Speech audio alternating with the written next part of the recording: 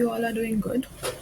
So today we'll be learning how to perform an experiment, and the name of the experiment is LED glowing circuit on breadboard.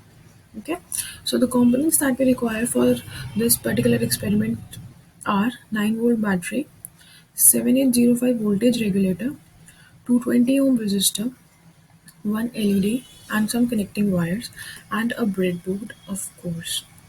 In the previous sections, I have told you about what the breadboard is, right? So now this is something, the back side of the breadboard, how the breadboard looks from the back side.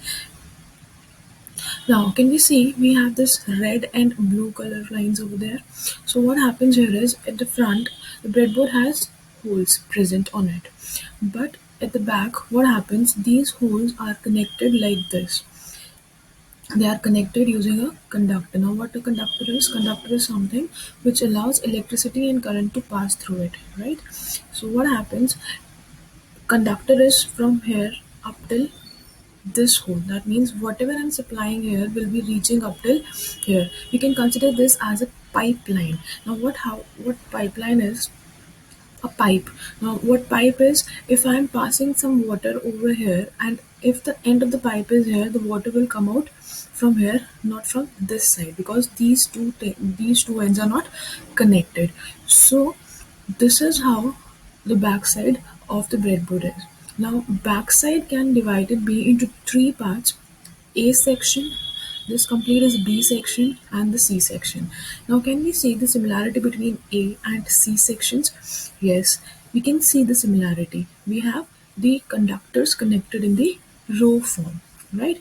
But in the B section, what's happening here is the conductor is connected in the column form, and these two columns are not connected. If we want these two columns to be connected, what we are going to use is a connecting wire. In the similar way, if we want these two parts to be connected, we will be using the connecting wire. We can connect this and this as well. That means red and blue one using the connecting wire. Okay, so the top and bottom parts of the breadboard are identical, top and bottom, right? And have four horizontal connecting strips. You can see one, two, three, and four. Four horizontal connecting strips, right? The middle of the breadboard has vertical connecting strips. Middle is vertical connecting strips separated by horizontal channels in the middle. These are the horizontal channels which are separating these two connecting strips, right? Each individual line or connecting strip is electrically isolated from every other strip. Individual line or connecting strip. This connecting strip is electrically isolated. These two are not related, as I told you. So they are electrically isolated. Any component lead that is plugged into a hole or tie point of the breadboard will be connected to whatever is plugged into a hole. That is, if I'm supplying something here, it will be supplied up till this hole, not to this part. That means these five holes will be supplied with the same power or same current, right? Whatever is plugged into a hole of the same connecting strip as marked in the picture. Now, moving on to the next thing, that means components required. As I told you, we'll be requiring a 9-volt battery for the power supply. This is how battery looks like, and this is the battery cap. Okay, now, these are the connecting wires. These are the connecting wires. Now, the connecting wires provides a medium to an electrical current so that they can travel from one point on a circuit to another.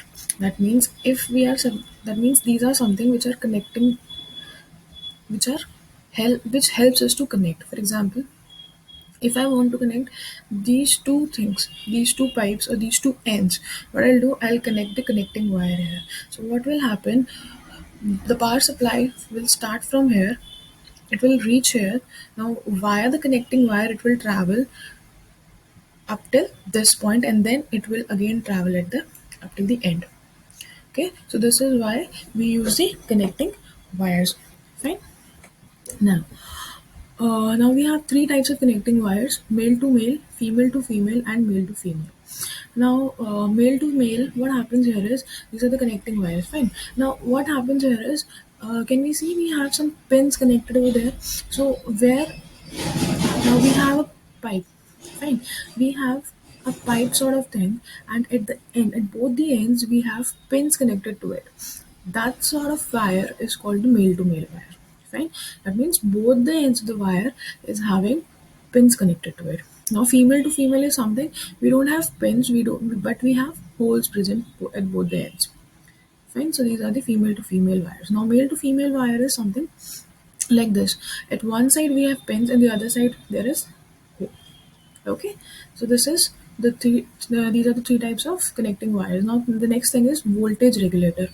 Now what voltage regulator is? Voltage regulator is a system designed to automatically maintain a constant voltage level. Voltage regulator is something like, what happens here is, let's read it. What next is voltage regulator 7805. The name 7805 signifies 78 means that it is the positive voltage regulator, and point zero 0.05 means that it provides 5 volt as output. Now what happens here is, now the power supply that we are using here is of 9 volt, right? But what we are performing here is the LED glowing experiment.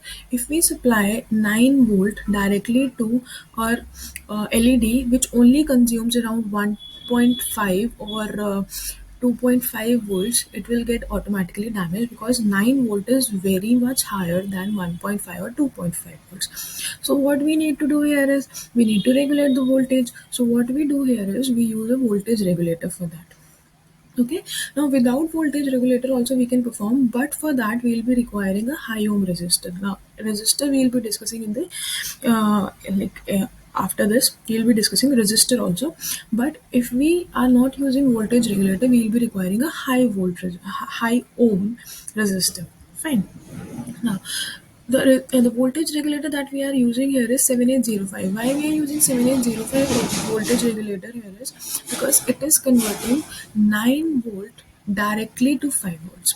Okay, as the name suggests, we have read here also.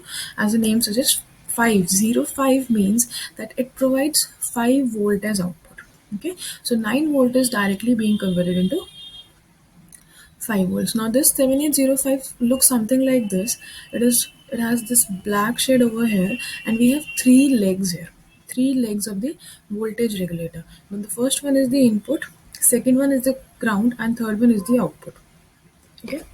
Now as we know, the power supply, that means the battery that we are using here, is it has two ends. One is the positive one, and other one is the negative one. Now red one, can we see the battery gap over here? So red one here is a positive one, and black one here is a negative one. When we connect this to the battery, when battery gap is gets connected to this battery, now what happens? There are two wires, one is the red one and the other one is the black one. Red is the positive and black is the negative. Okay, so now in the positive part, what we do here is input. Input means we put the red wire into this input part. That means we are not connecting it directly, but using the breadboard we are connecting it. Okay, on the breadboard we'll put this uh, voltage regulator, and then we'll connect. Okay, the connections I'll be showing you later, but first let's discuss the components. The input, the ground is for used for the negative part, and then we have the output. From here, from this leg, from the third leg, we are getting the 9 volt. Oh, sorry, 5 volts. Now that means 9 volts is connected to this. 9 volt is coming into this part, and then voltage regulator is converting that 9 into 5. Okay. So next is LED, that is light emitting diode. Light emitting diode, LED is nothing but an electrical component that emits light when the electric current flows through it. Like we have, yeah, we all have seen the LED. LED looks something like this. Okay, so when we are providing some power supply to this, it will start glowing. Now LED is something light emitting diode. Now we have a term diode here. Now what does diode means? A diode is defined as a two terminal electric component that only conducts current in one direction. That means it will conduct current in only one direction. This is how the LED looks like. Now it also has two legs. LED has two legs. One is the, in this picture we cannot see, but generally what happens here is we have one leg is the bigger one, and the other one is the shorter one. The longer leg is the positive one. That means the anode, and the shorter leg is the negative one. But in few cases, what happens? It has the same length. So how to determine whether which one is the positive and which one is the negative one? Uh, this, can we see the flat spot? This. Using this, we identify that the leg which is having something flat over it. It is the anode part.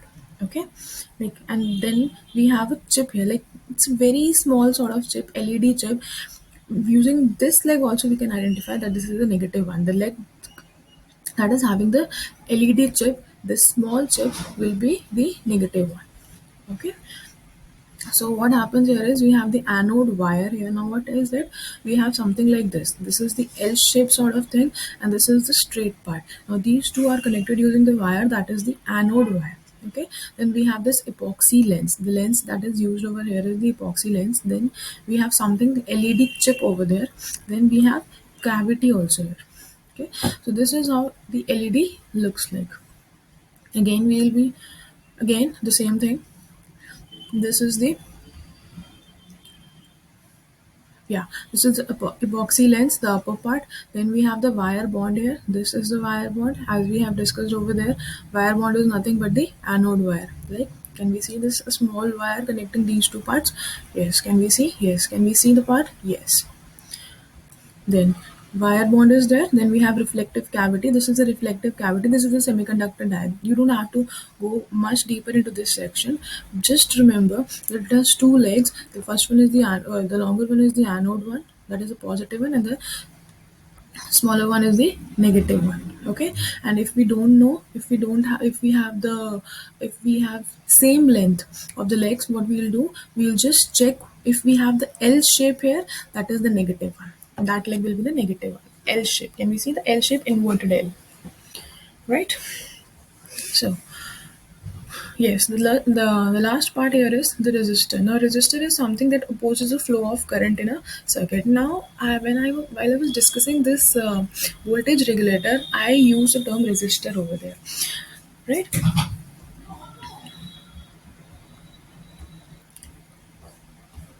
I used the term resistor.